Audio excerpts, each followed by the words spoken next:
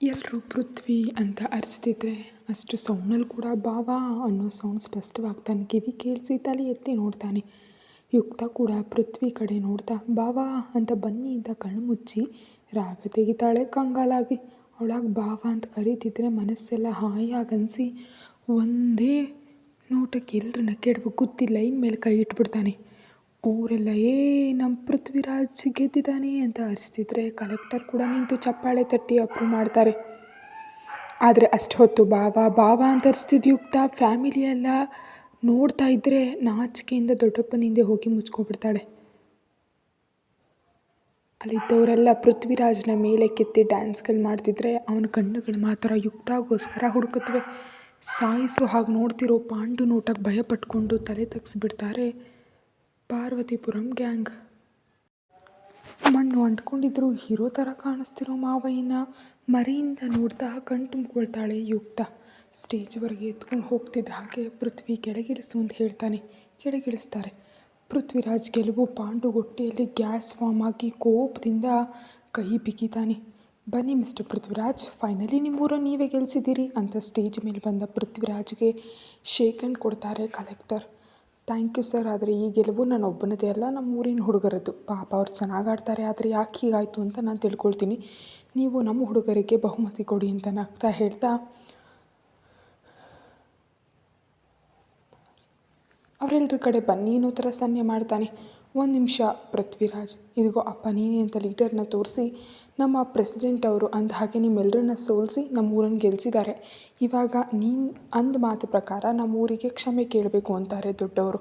ಹೌದು, ಹೇಳಬೇಕು ಅಂತ ಎಲ್ಲರೂ ಅರಿಸ್ತಿದ್ರೆ ಪೃಥ್ವಿರಾಜ್ ಕೈ ಎತ್ತಿದ ತಕ್ಷಣ ಟೋಟಲ್ ಪಿನ್ ಡ್ರಾಪ್ ಸೈಲೆಂಟಾಗಿ ಬದಲಾಗುತ್ತೆ. ಲೀಡರ್ ಕೈ ಎತ್ತಿ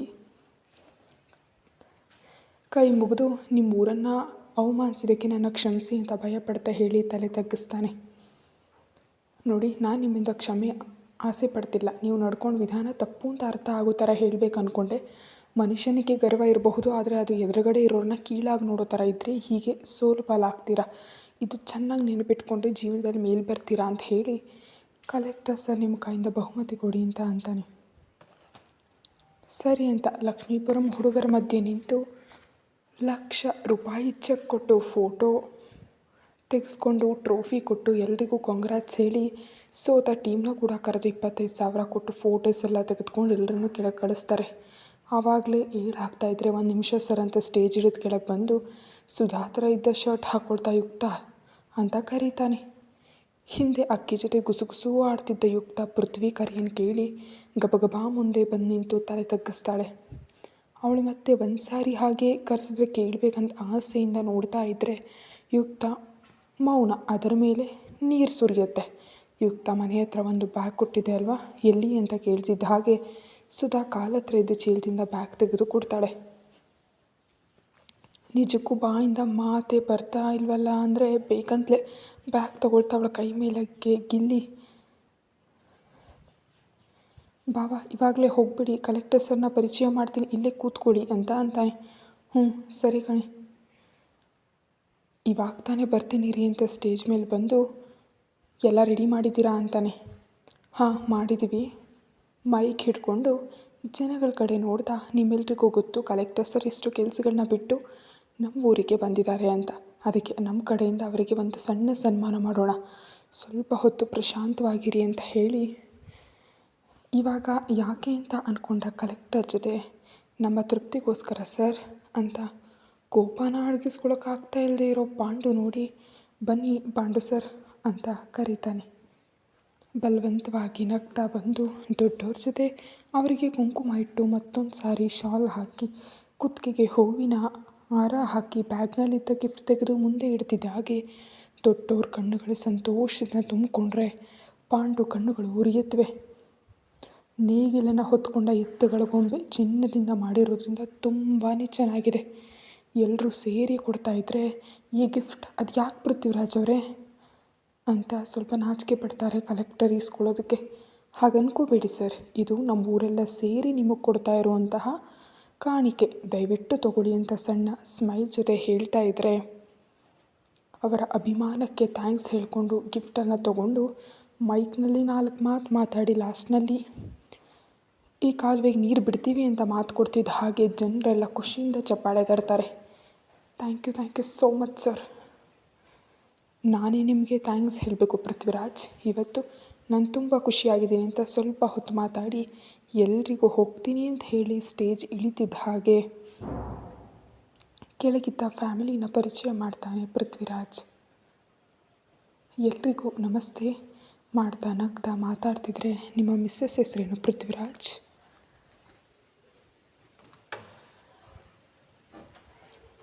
ಯುಕ್ತ, ನೈಸ್ ನೇಮ್. ಹಾಗೆ ಇವರು ಕೂಡ ನನ್ನ ಸೋದರ ಸೊಸೆ ಅಂಜನಾ, ಅಕ್ಷರಾಮ್, ಸಿದ್ದು, ನನ್ನ ಸಿಸ್ಟರ್ಸ್ ಸೀತಾ, ಜಾನು. ಇದೇ ನನ್ನ ಫ್ಯಾಮಿಲಿ ಅಂತ ಪರಿಚಯ ಮಾಡಿಕೊಡ್ತಾನೆ. ಎಲ್ರಿಗೂ ಹೇಳಿ, ಸೂಪರ್ ಪೃಥ್ವಿರಾಜ್, ನಿಮ್ಮ ಫ್ಯಾಮಿಲಿ ಅಂತ ಲಂಗ ದಾವಣಿಲಿ ಕ್ಯೂಟಾಗಿರೋ ಅಕ್ಕಿ ನೋಡಿ ಸ್ವಲ್ಪ ದೊಡ್ಡ ಹುಡುಗಿ ಆದರೆ ಚೆನ್ನಾಗಿರೋದು, ಮ್ಯಾರೇಜ್ ರಿಕ್ವೆಸ್ಟ್ ಕಳಿಸ್ತಿದ್ದೆ ಅಂದ್ಕೊಂಡು ಯುಕ್ತ ಪಕ್ಕದಲ್ಲಿ ನಿಂತು, ಇವಳು ನನ್ನ ವೈಫ್ ಅಂತ ಹೇಳ್ತಾನೆ. ಹೋ ರಿಯಲಿ ವೆರಿ ನೈಸ್, ಆ್ಯಂಡ್ ನಿಮ್ಮ ಜೋಡಿ ತುಂಬ ಚೆನ್ನಾಗಿದೆ ಪೃಥ್ವಿ, ಗ್ರೇಟ್. ಹೇಗೋ ನಿನ್ನ ಸೋದರ ಸೊಸೆನೇ ಹೆಂಡತಿ ಆಗಿದ್ದಾರೆ. ಹೌದು, ಮ್ಯಾರೇಜ್ ಆಗಿ ಎಷ್ಟು ದಿನ ಆಗ್ತಿದೆ? 20 ದಿನ. ನ್ಯೂ ಮ್ಯಾರಿಡ್ ಕಪಲ್ಸ್ ಅಂದಾಗಾಯಿತು. Happy married life both of you ಅಂತ ವಿಶ್ ಮಾಡ್ತಾರೆ. ಇಬ್ಬರು ಥ್ಯಾಂಕ್ಸ್ ಹೇಳ್ತಾ ಇದ್ದರೆ ಅಂಜು ಕಡೆ ನೋಡಿ, ಈ ಹುಡುಗಿನ ನೋಡಿದ್ರೆ ಫೀಲಿಂಗ್ಸ್ ಬರ್ತಾ ಇಲ್ಲ, ಆದರೂ ನಾನು ಕೂಡ ಮ್ಯಾರೇಜ್ಗೆ ಟೈಮ್ ಇದೆ ತಾನೆ, ಆವಾಗ ಅಕ್ಷರನ ಕೇಳಿ ನೋಡೋಣ ಅಂದ್ಕೊಂಡು ಸ್ವಲ್ಪ ಹೊತ್ತು ನಗ್ತಾ ಮಾತಾಡಿ ತುಂಬ ಲೇಟ್ ಆಗ್ತಿದೆ ಅಂತ ಬಾಯಿ ಹೇಳ್ತಿದ್ದ ಹಾಗೆ ಎಲ್ಲರೂ ಹತ್ರ ನಿಂತು ಕಾರತ್ಸಿ ಬಾಯಿ ಹೇಳಿ ಕಳಿಸ್ತಾರೆ. ಕಲೆಕ್ಟರ್ ಹೋಗ್ತಿದ್ದ ಹಾಗೆ, ಅಕ್ಕ ನೀವು ಕೂಡ ಹೋಗಿ, ಇವತ್ತು ನೋಡೋದಕ್ಕೆ ಏನಿಲ್ಲ, ನಾಳೆ ಡ್ಯಾನ್ಸ್ ಪ್ರೋಗ್ರಾಮ್ಗಳಿವೆ, ಆವಾಗ ಬನ್ನಿ ಅಂತ ಅಂತಾನೆ. ಹಾಂ ಸರಿ ಅಂತ ಎಲ್ಲರೂ ಹೋಗ್ತಿದ್ರೆ ಲಾಸ್ಟ್ನಲ್ಲಿದ್ದ ಯುಕ್ತ ನೆಲದ ಕಡೆ ನೋಡ್ತಾ, ಇವತ್ತಾದರೂ ಬೇಗ ಬಾ ಮಾವಯ್ಯ, ತುಂಬ ಸುಸ್ತಾಗ್ತಿದೆಯಾ ಅಂತ ಹೇಳಿ ಹೋಗೋಕೆ ನೋಡ್ತಾಳೆ. ಅವಳ ಕೈ ಹಿಡ್ಕೊಂಡು ನಿಲ್ಲಿಸ್ತಾ, ಯುಕ್ತ ಇವಾಗ ತಾನೇ ಕರೆಸಿದೆಯಲ್ಲ, ಮತ್ತು ಒಂದು ಸಾರಿ ಹಾಕಿ ಕರಿಯೇ ಅಂತ ಮುದ್ದ ಕೇಳ್ತಾನೆ. ಯುಕ್ತ ನಾಚಿಕೆ ಪಡ್ತಾ, ಮೊದಲು ಮನೆಗೆ ಬಾ ಮಾವಯ್ಯ ಅಂತ ಕೈ ಎಳ್ಕೊಂಡು ಓಡೋಗ್ತಾಳೆ. ಪೃಥ್ವಿ ಕೂಡ ಸಣ್ಣದಾಗಿ ನಕ್ಕು ಜಾತ್ರೆ ಒಳಗಡೆ ಹೋಗ್ತಾನೆ. ಮನೆಗೆ ಬಂದಾಗಿಂದ ಅಂಜು ಒಂದೇ ಒಂದು ಮಾತು ಮಾತಾಡ್ತಿಲ್ಲ. ಏನೋ ಯೋಚನೆ ಮಾಡ್ತಾ ಹೊರಗೆ ಹಾಕಿರೋ ಮಂಚದ ಮೇಲೆ ಮಲ್ಕೊಂಡು ಹಾಗೆ ನಿದ್ದೆ ಮಾಡ್ತಾಳೆ. ಅನ್ನ ತಿನ್ನೋದಕ್ಕೆ ಎಬ್ಬಿಸ್ತಿದ್ರೆ ಬೇಡಮ್ಮ ಅಂತ ನೀರಸವಾಗಿ ಹೇಳಿ ಮತ್ತೆ ಮಲ್ಕೊಂಡ್ರೆ, ಒಂದು ವೇಳೆ ಬಿಸಿಲಿನಿಂದ ಆಗಿರ್ಬೋದು ಅಂದ್ಕೊಂಡು ಸ್ವಲ್ಪ ಮಜ್ಜಿಗೆ ತಂದು ಬಲವಂತವಾಗಿ ಎಬ್ಬಿಸಿ ಕುಡಿಸಿ ಮಲಗಿಸ್ತಾಳೆ ಸುಧಾ. ಯುಕ್ತ ಕೂಡ ಊಟ ಬೇಡ ಅಂತ ಪೃಥ್ವಿರಾಜ್ಗೋಸ್ಕರ ಎದುರು ನೋಡ್ತಿದ್ರೆ ಮಿಕ್ಕವರು ತಿಂದು ಬೆಡ್ ಹತ್ತುತ್ತಾರೆ. 12 ಗಂಟೆಗೆ ಬುಲೆಟ್ ಸೌಂಡ್ ಬರ್ತಿದ್ದ ಹಾಗೆ ಗಬಗಬಾ ಹೋಗಿ ಹತ್ರಕ್ಕೆ ಹಾಕಿದ್ದ ಆ ಬೀಗನ ತೆಗೆದು ನೋಡ್ತಾಳೆ. ಗಾಡಿ ಇಳಿದು ಹೊರಗಡೆನೇ ಇದ್ದ ಟವಲ್ ತೊಗೊಂಡು ಸ್ನಾನ ಮಾಡೋದಕ್ಕೆ ಹೋಗ್ತಾರೆ ಅಂದರೆ ಯುಕ್ತ ಬಟ್ಟೆ ತೆಗೆದಿಟ್ಟು ಊಟಕ್ಕೆ ರೆಡಿ ಮಾಡಿ ಪೃಥ್ವಿರಾಜ್ಗೋಸ್ಕರ ನೋಡ್ತಿದ್ರೆ ಟವಲ್ ಸುತ್ತಕೊಂಡು ಬರ್ತಿರ್ತಾನೆ. ಮಾವಯ್ಯ ಬೇಗ ಬಾ, ಊಟ ಮಾಡೋಣ.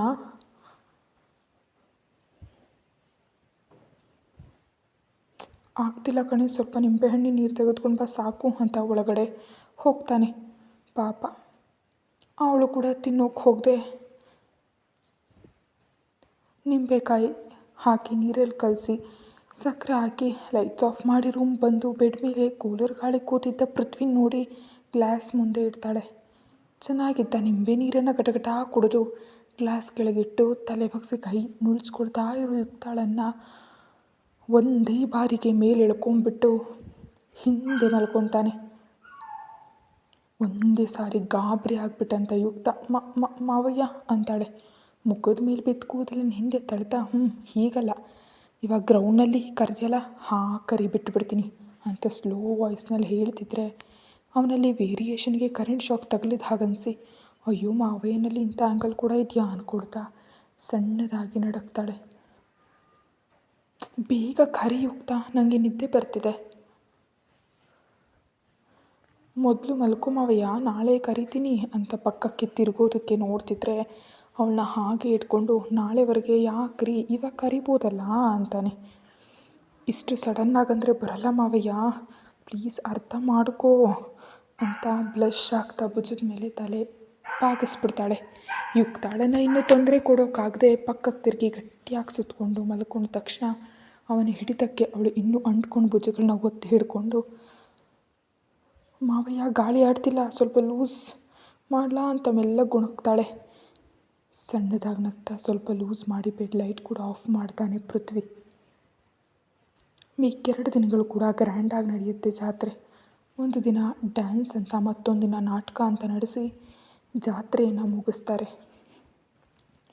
ಜಾತ್ರೆ ಆದ ತಕ್ಷಣವೇ ಕೆಲಸಗಳಿವೆ ಅಂತ ಹೇಳಿ ಸುಧಾ ಸುಮ್ಗೆ ಅವರು ಅಂಜುಳನ್ನು ಕರ್ಕೊಂಡು ಹೋಗ್ಬಿಡ್ತಾರೆ. ಮತ್ತು ಎಂದಿನಂತೆ ಇಬ್ಬರೇ ಇರೋದಕ್ಕೆ ಪೃಥ್ವಿರಾಜ್ ಹೊಲಕ್ಕೆ ಹೋದರೆ ಯುಕ್ತ ಮನೆಯಲ್ಲಿ ಕೆಲಸಗಳನ್ನ ನೋಡ್ಕೊಳ್ತಾರೆ. ರಾತ್ರಿ ಟೈಮ್ನಲ್ಲಿ ಮಾತ್ರ ಎಂದಿನಂತೆ ಯುಕ್ತಾಳನ್ನು ಹಾಕಿ ಕರೆಸು ಅಂತ ಕೇಳೋದು ಬಿಟ್ಟರೆ ಭಾವ ಅಂತ ಬಾಯಿಂದ ಅನ್ನಬೇಕು. ಯಾಕೋ ಆ ಪದ ಯುಕ್ತಾಳ ಬಾಯಿಂದ ಕೇಳಬೇಕು ಅಂತ ಆಸೆ ಅವನಿಗೆ. ಆದರೆ ಯುಕ್ತ ಮಾತ್ರ ನಾಳೆ ಹೇಳ್ತೀನಿ ಅಂತ ತಪ್ಪಿಸ್ಕೊಳ್ತಾನೆ ಇದ್ದಾಳೆ. ಎಲ್ರಿಗೂ ಒಂದು ವಾರ ದಿನಗಳು ನಾರ್ಮಲಾಗಿ ಕಳೀತಿವೆ. ಅಷ್ಟರಲ್ಲಿ ಮದುವೆ ಆಗಿ 1 ತಿಂಗಳಾಗತ್ತೆ. ಯುಕ್ತಾಳಲ್ಲಿ ಕಾಲು ಭಾಗ ಭಯ ಕಮ್ಮಿಯಾಗಿ ಸ್ವಲ್ಪನೇ ನಾರ್ಮಲ್ ಆಗಿ ಮಾತಾಡ್ತಾಳೆ ಪೃಥ್ವಿರಾಜ್ ಜೊತೆ. ಇತ್ತೀಚೆಗೆ ಹೊಲಕ್ಕೆ ಹೋಗಬೇಕು ಯುಕ್ತ, ಟಿಫಿನ್ ಇಡು ಅಂತ ಚೇರ್ನಲ್ಲಿ ಕೂತ್ಕೊತಾನೆ ಪೃಥ್ವಿರಾಜ್. ಹಾಂ ಬರ್ತಿದ್ದೀನಿ ಮಾವಯ್ಯ ಅಂತ ಟಿಫಿನ್ ಬಾಕ್ಸ್ ತಂದು ಟೇಬಲ್ ಮೇಲೆ ಇಡ್ತಾ ಇದ್ದ ಹಾಗೆ ಇನ್ನೂ ಕೂಡ ನೈಟಿಯಲ್ಲೇ ಇರುವಂತಹ ಯುಕ್ತಾಳನ್ನೇ ನೋಡ್ತಾ, ಏನೇ ಇನ್ನೂ ಸ್ನಾನ ಮಾಡಲಿಲ್ವಾ ಅಂತ ಕೇಳ್ತಾನೆ ತನ್ನ ಹೆಂಡ್ತಿನ. ಇಲ್ಲ ಮಾವಯ್ಯ, ಸ್ವಲ್ಪ ಹೊಟ್ಟೆ ನಡು ಎಲ್ಲ ನೋಯ್ತಿದೆ, ನೀನು ಹೋದ ಮೇಲೆ ಸ್ನಾನ ಮಾಡ್ತೀನಿ, ಸ್ವಲ್ಪ ಹೊತ್ತು ಮಲ್ಕೊಳ್ಳೋಣ ಅಂತ ನಿಂತಿದ್ದೀನಿ ಅಷ್ಟೇ ಅಂತ ಅಂತಾಳೆ. ಹೌದಾ, ಮತ್ತು ಡಾಕ್ಟರ್ ಹತ್ರ ಹೋಗಬೇಕಾ, ಜಾಸ್ತಿ ಇದೆಯಾ ನೋವು ಅಂತ ಕೇಳ್ತಾನೆ. ಹ್ಞೂ ಬೇಡ, ಸ್ವಲ್ಪ ಹೊತ್ತು ಮಲ್ಕೊಂಡ್ರೆ ಅದೇ ಕಡಿಮೆ ಆಗುತ್ತೆ ಮಾವ, ಬಿಡು, ಏನೂ ಪರವಾಗಿಲ್ಲ. ನೀನು ಮಾತ್ರ 1 ಗಂಟೆವರೆಗೆ ಇರಬೇಡ, ಬಿಸಿಲು ಜಾಸ್ತಿ ಇದೆ ಅಲ್ವಾ, ಬೇಗ ಬಂದುಬಿಡು ಮನೆಗೆ, ಆ ಬಿಸಿಲಲ್ಲಿ ಕೆಲಸ ಮಾಡಬೇಡ ಅಂತ ಹೇಳ್ತಾಳೆ. ಹಾಂ ಸರಿ, ನಿನಗೇನಾದರೂ ನೋವು ಜಾಸ್ತಿ ಇದ್ದರೆ ನನಗೆ ಆವಾಗಲೇ ಫೋನ್ ಮಾಡು. ಆದರೆ ನನ್ನ ಹತ್ರ ಫೋನ್ ಇಲ್ವಲ್ಲ ಅಂತ ನಗು ತಡ್ಕೊಳ್ತಾ ಇದ್ದರೆ ತಿಂತ ತಲೆ ತಿರುಗಿ ಯುಕ್ತ ಕಡೆ ನೋಡಿ ಬೇಕು ಅಂತಾನೆ ತಗೊಳ್ಳಿಲ್ಲ ಅಂತಾನೆ. ಯಾಕೆ ಮಾವಯ್ಯ ಅಂದಾಗ, ನೋಡು ಫಸ್ಟ್ ಇದನ್ನು ಕರೆಯೋದು ನಿಲ್ಲಿಸು, ಇದಕ್ಕೋಸ್ಕರ ಅಂತ ಅವಳು ಬಾಯಿಗೆ ಇಡ್ಲಿನ ತುರುಕ್ತಾನೆ. ಸರಿ ಬಿಡಿ, ಟೈಮ್ ಆಗ್ತಿದೆ ಅಲ್ವಾ, ನೀನು ಹೋಗು ಅಂತ ತಿಂತ ಮಾತನ್ನು ಮರೆಸ್ತಾಳೆ. ಹೋಗ್ತಿದ್ದೀನಿ ಕಣೆ, ಜಾಗ್ರತೆ, ನಾನು ಸರಿಯಾದ ಸಮಯಕ್ಕೆ ಬರ್ತೀನಿ ಸರಿನಾ ಅಂತ ಮೇಲೆ ಹೇಳ್ತಾ ಇದ್ದಾಗೆ, ಇರಿ ಮಾವಯ್ಯ ಅಂತ ಗಬಗಬ ಕಿಚನ್ಗೆ ಹೋಗಿ ಮಜ್ಜಿಗೆ ಬಾಟಲ್ ತಂದು ಕೊಡ್ತಾ, ಬಿಸಿಲಲ್ಲಿ ಜಾಸ್ತಿ ಇರ್ತೀಯಲ್ಲ ಬಿಸಿ ಆಗುತ್ತೆ ಅಂತ ಮೆಲ್ಲಗೆ ಏನಂತಾನೂ ಅಂತ ಉಗುಳು ನುಂಗ್ತಾಳೆ.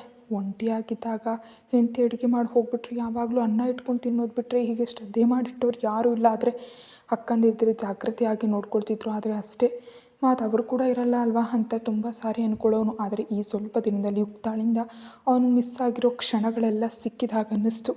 ಇವಾಗ ಮನೆಗೆ ಬಂದರೆ ತನಗೋಸ್ಕರ ಕಾಯೋ ಮನುಷ್ಯ ಒಬ್ಬರಿದ್ದಾರೆ.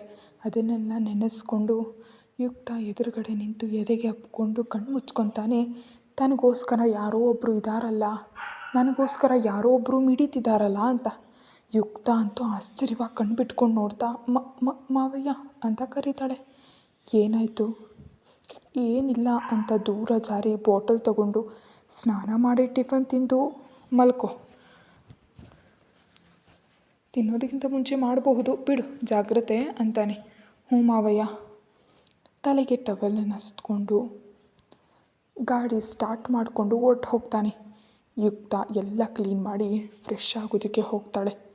ಹೊಲಕ್ಕೆ ಬಂದಂತಹ ಪೃಥ್ವಿರಾಜ್ ಮೆಣಸಿನ್ಕಾಯಿ ಕೊಯ್ಯೋದು ಮುಗ್ದಿರೋದ್ರಿಂದ, ಜೋಳ ಕೊಯ್ಯೋದು ಶುರು ಮಾಡಿರೋದ್ರಿಂದ ಕೂಲಿಯವರು ಅದನ್ನೆಲ್ಲ ಮುರಿತಿದ್ರೆ ಬಂದವರ ಹೆಸರುಗಳನ್ನ ಬರ್ಕೊಂಡು ಮೆಣಸಿನ್ಕಾಯಿ ಲೆಕ್ಕ ನೋಡಿ ಜಾತ್ರೆಗೆ ಎಷ್ಟು ಖರ್ಚಾಗಿದೆ ಅಂತ ನೋಡ್ತಾ ಮಧ್ಯೆ ಮಜ್ಜಿಗೆಯನ್ನು ಕುಡಿತಾ ಇರ್ತಾನೆ.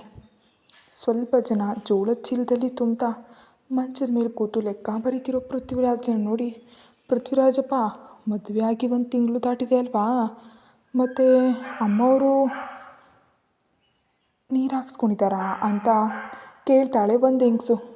ಅವರು ಕೇಳಿದ ಅರ್ಥ ಆಗಿ ಸಣ್ಣ ನಗು ಜೊತೆ, ಅವಳಿನ್ನೂ ಓದ್ತಾಳೆ ದೊಡ್ಡಮ್ಮ ಅಂತ ಒಂದೇ ಮಾತು ಹೇಳಿ ಟೈಮು ಹತ್ತಾಗ್ತಿದೆ ಅಂತ ಯುಕ್ತ ಆವಾಗ ಅವನಿಗೆ ನೆನಪಿಗೆ ಬಂದು ಅಲ್ಲಿದ್ದ ರಾಯಣ್ಣನಿಗೆ ಹೇಳಿ ಮನೆಗೆ ಹೊರಡ್ತಾನೆ. ಇನ್ನೂ ಪೃಥ್ವಿರಾಜ್ ನೋಡಿದ್ರಾ ಕಣೆ ಪೃಥ್ವಿ ಎಷ್ಟು ಒಳ್ಳೆಯವರು. ಅದೇ ಬೇರೆ ಯಾರಾದರೂ ಆದರೆ ನಿನಗೆ ಯಾಕೆ ಕೆಲಸದವಳು ಕೆಲಸ ಮಾಡ್ಕೊಳಲ್ವಾ, ನಮ್ಮ ವಿಷಯಗಳು ಬೇಕಾ ಅಂತ ಕೀಳಾಗಿ ಬೈತಿದ್ರು.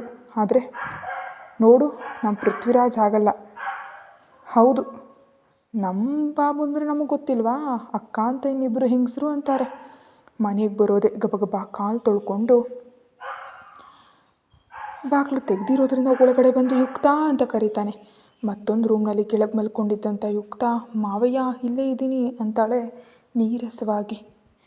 ಪಕ್ಕದ ರೂಮ್ನಿಂದಂತಹ ಬಂದಂಥ ಕರೆಗೆ ಇಲ್ಲಿ ಮಲ್ಕೊಂಡಿದ್ಯಾ ಏನಂತ ಹತ್ರ ಬರ್ತಿದ್ರೆ, ಅಲ್ಲೇ ಇರಿ ಮಾವಯ್ಯ ಮುಟ್ಟಬೇಡಿ ಪೀರಿಯಡ್ಸ್ ಬಂದಿದೆ ಅಂತ ಅಂತಾಳೆ. ಓ ಹೌದಾ, ಮತ್ತು ಪೇಯ್ನ್ ಕಡಿಮೆ ಆಯಿತಾ ಈಗ? ಹಾಂ ಸ್ವಲ್ಪ ಪರವಾಗಿಲ್ಲ, ನೀನು ಹೋಗಿ ಸ್ನಾನ ಮಾಡ್ಕೊ, ನಾನು ಅಡುಗೆ ಮಾಡ್ತೀನಿ ಅಂತ ಎದ್ದು ಕೂರ್ತಾಳೆ. ಡ್ರೆಸ್ನಲ್ಲಿರೋದ್ರಿಂದ ತನಗಾದೆ ಕಂಫರ್ಟ್ ಆಗಿರಲು ಅಂದ್ಕೊಂಡು ಏನು ಅಂದ್ಕೊಳ್ದೆ, ಏನು ಮಾಡಬೇಡ ಕಣೆ ಈಗ ಯುಕ್ತ, ಸಾರು ಒಂದಿಟ್ಟು ಸಾಕು ಅಂತ ಹೇಳಿ ಟವೆಲ್ ತೊಗೊಂಡು ರೂಮ್ಗೆ ಹೋಗ್ತಿದ್ದ ಹಾಗೆ ಸುಧಾ ಹತ್ತಿರದಿಂದ ಫೋನ್ ಬರುತ್ತೆ. ಕೂಡಲೇ ಡ್ರೆಸ್ ಚೇಂಜ್ ಮಾಡಿಕೊಂಡು ಯುಕ್ತ ಕಿಚನ್ನಲ್ಲಿರೋದ್ರಿಂದ, ಯುಕ್ತ ನಂಗೆ ಸ್ವಲ್ಪ ಕೆಲಸ ಇದೆ, ನನಗೆ ಅಡುಗೆ ಮಾಡಬೇಡ, ನಾನು ಸಾಯಂಕಾಲ ಬರ್ತೀನಿ ಅಂತ ಕಾರ್ ಕೀ ತೊಗೊಂಡು ಗಡಿಬಿಡಿಯಾಗಿ ಹೊರಟು ಹೋಗ್ತಾನೆ. ದಯಮಾಡಿ ಎಲ್ಲರೂ ಅಡ್ಜಸ್ಟ್ ಮಾಡ್ಕೊಳ್ಳಿ, ನಾನು ಊರಿಗೆ ಬಂದಿದ್ದೀನಿ, ವಾಯ್ಸ್ ಕೊಡೋದಕ್ಕೂ ಕೂಡ ಆಗ್ತಾಯಿಲ್ಲ, ಸಿಕ್ಕಾಪಟ್ಟೆ ಡಿಸ್ಟರ್ಬೆನ್ಸ್.